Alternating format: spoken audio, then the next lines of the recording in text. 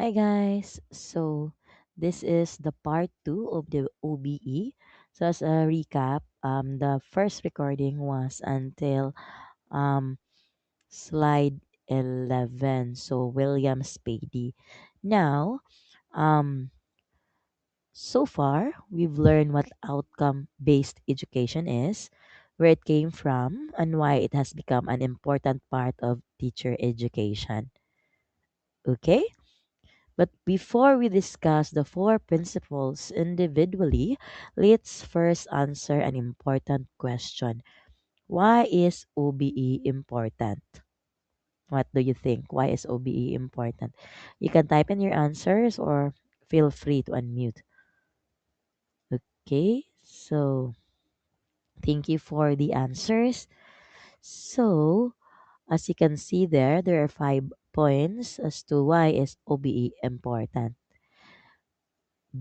Number one, because it helps produce competent graduates who are prepared for the demands of the real world. Okay, and then it also aligns education with real life needs, making learning more relevant and meaningful. Okay, another reason is that it improves the quality of teaching instead of simply covering lessons, helping students achieve clearly defined learning outcome. Okay. And then the last but not the least, number five, it also, no, I mean number four, it also emphasizes measurable learning, allowing teachers to determine whether students have actually achieved the expected outcomes. And finally, OBE promotes lifelong learning, encouraging learners to continuously develop their knowledge, skills, and values beyond the classroom. Okay, so now how does OBE achieve all of these? So now we know the purpose or the reason why OBE is important. Now, the next question is, how do OBE make sure that it achieve all these purposes? Okay? It does so by following four guiding principles. The first, as you see there, is clarity of focus. This means teacher begin by clearly identifying what learner should know, understand, and be able to do by the end of the lesson. Okay? So, as a recall again, UBE, it's like begin with an end in mind. Okay? Second is expanded opportunities. Since learners are different, teachers should provide varied learning experiences so every learner has the opportunity to succeed. Okay? And then third is high expectations. OBE believes that all learners are capable of achieving the expected outcomes provide when teachers provide appropriate guidance and support. Okay? So what is the capacity of the learners to learn when supported by the teachers. Kay kuan jud sila. They are capable of achieving the expected outcomes. Okay? The fourth is design down. This means teachers begin to decide learning outcomes, then plan the assessment, learning activities, and instructions that will help students achieve those outcomes. Okay? Just if you have any question, feel free to type it in or unmute. Okay? So, moving forward, these four principles work together to ensure that learning is purposeful, learner centered, and focused on meaningful results.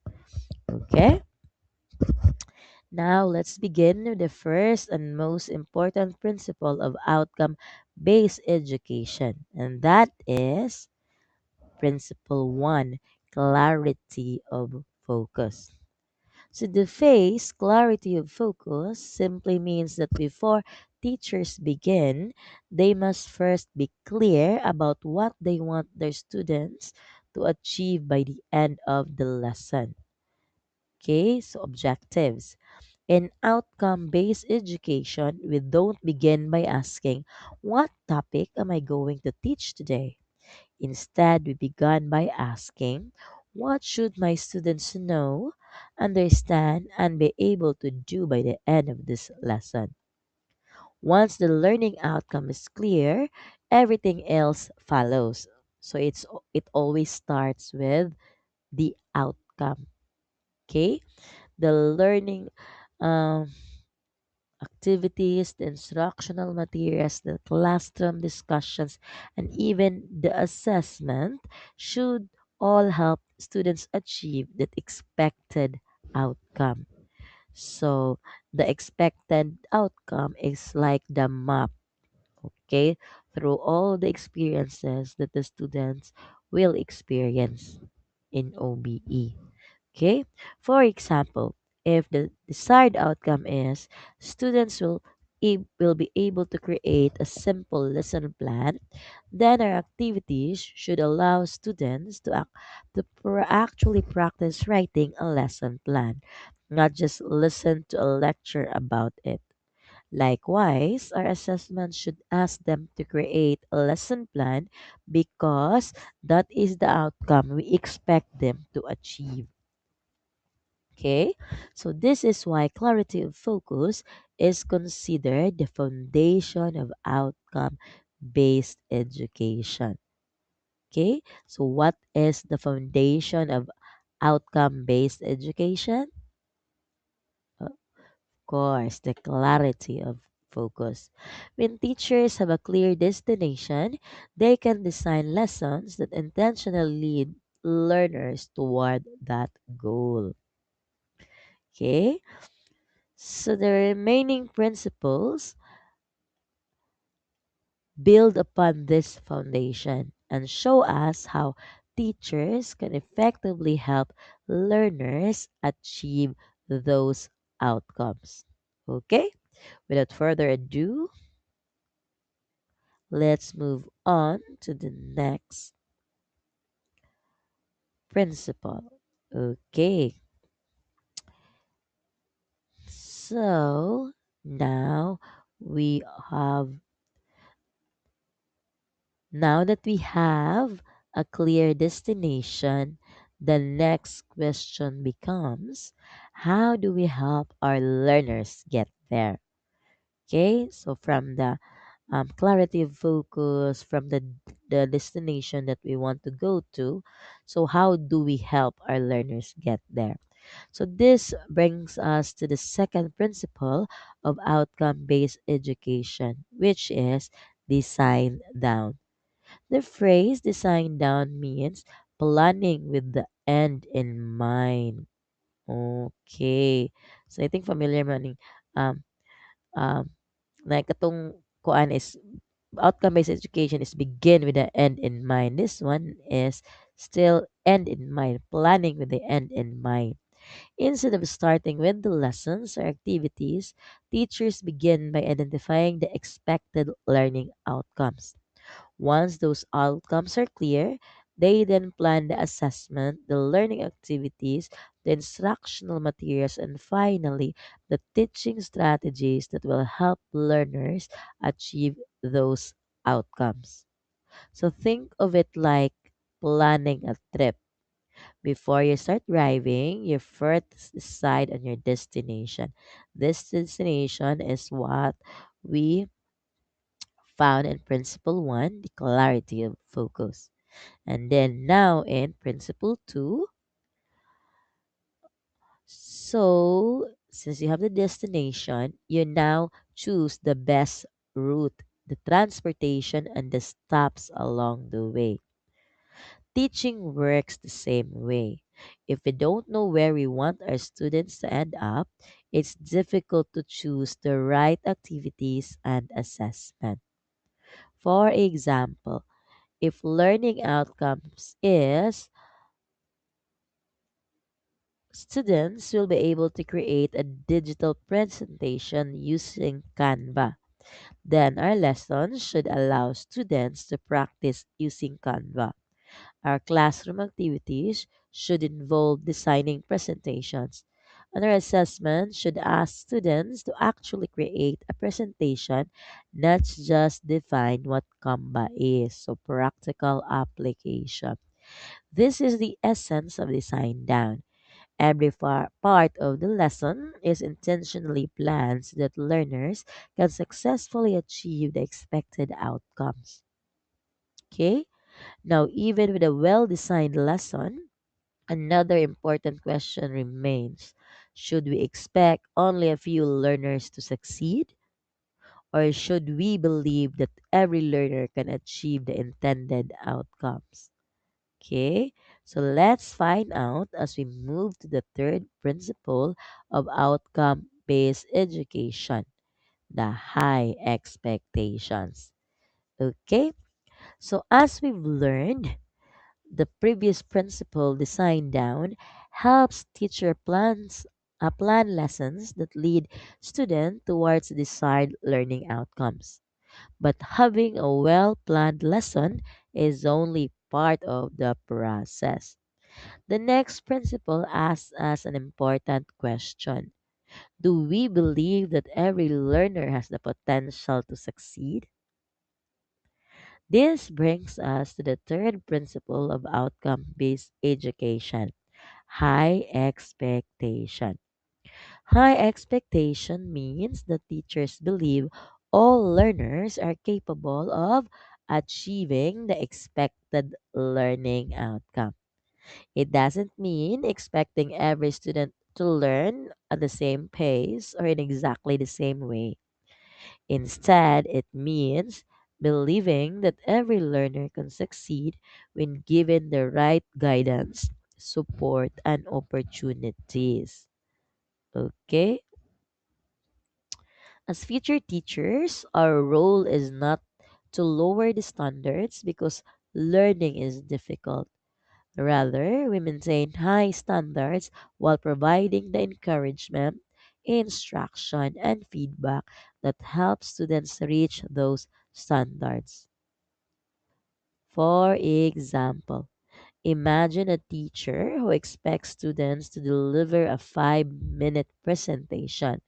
Some students may feel confident while others may be shy or nervous.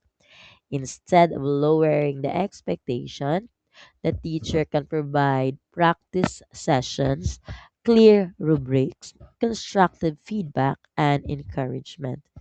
In this way, the expectation remains high, but students are given the support they need to achieve it. Okay? So, this principle reminds us that great teachers don't simply expect success, they help their students succeed. So, this high expectation is a hand in hand with the teacher and the learners. Okay? So, we know, right, that every learner is different. Some learn quickly, while others need more time and different learning experiences. So, how can teachers ensure that every learner has a fair opportunity to achieve the expected outcomes? Let's look at the fourth and final principle of outcome based education, expanded opportunities. Okay, so recap. We've now learned that UBE encourages teachers to have high expectations for every learner.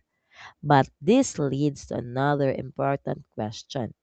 If learners are different, should we teach everyone in exactly the same way? Hmm, of course, the answer is no. And that's where the fourth principle of outcome based education comes in, expanded opportunities. Expanded opportunities means giving learners different ways and enough opportunities to achieve the support expected learning outcomes. We recognize that students have different learning styles, strengths, interests, and learning paces. Some students learn best by listening, okay? Others learn by reading. Some learn through hands on activities, group work, demonstrations, or real life applications. So before we move forward, what do you think is your learning style? Can you type it in? Okay, there's no wrong answer. I just simply want to know. Okay, thank you so much for the answers. We're gonna revisit them later. Okay. So, moving forward, as future teachers, our responsibility is to provide varied learning experiences so that every learner has a fair chance to succeed. This doesn't mean lowering the standards, it means providing multiple pathways to reach the same learning outcome. For example, if the learning outcome is students will be able to explain the water cycle, one student may explain it through an oral presentation, another may create a diagram, another may develop a short video or an infographic. Although the methods are different, they are all demonstrating the same learning outcome. This principle reminds us that fairness is not about treating every student exactly the same. Fairness is about giving every learner the opportunity to succeed according to their needs while working towards the same expected outcome. Okay? So now that we've completed all four principles of outcome based education, let's see how OBE compares with the traditional approach to teaching. Okay. Any questions, guys, before we deep dive into principles, the four principles of OBE in action?